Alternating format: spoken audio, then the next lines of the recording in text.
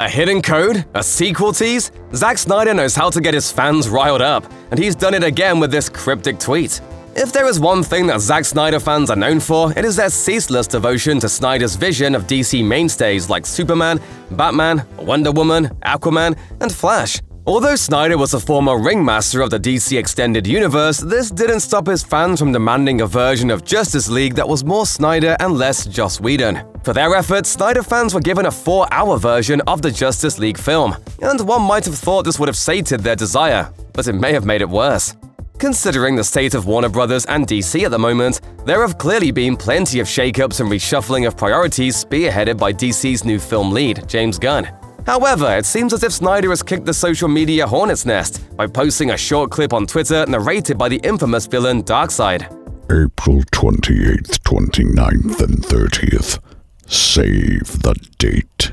Zack Snyder captioned his 14-second clip with the cryptic text #FullCircle, which only helps to add to the mystery of what will come in a little over a month. Since the future of DC movies is still somewhat ambiguous, confusion and anticipation are reaching a fever pitch in the comments that follows Snyder's tweet. Some fans were clearly excited and enticed by Snyder's mysterious tweet.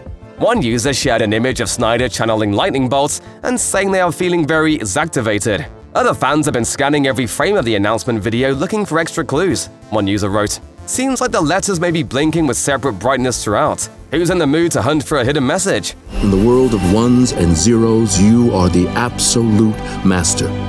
No firewall can stop you. No encryption can defy you. However, not everyone was happy with Snyder's tweet, and one person wrote, "Couldn't you advertise it a week earlier? Now we have to deal with the hype from your cult for a month, and with their disappointment when it's just another screening." Obviously, there's a ton of speculation in the comments as to what the whole thing means, and particularly what the dates could refer to. Plenty of people are holding out hope that the Snyderverse will be bought by Netflix to complete the director's DC vision.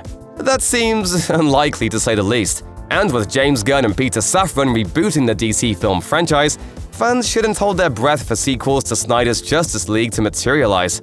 It's worth noting that April 28th, 29th, and 30th are the last Friday, Saturday, and Sunday of that month. As such, it would make sense for some kind of event to take place over that weekend, and SnyderCon seems like the most likely culprit.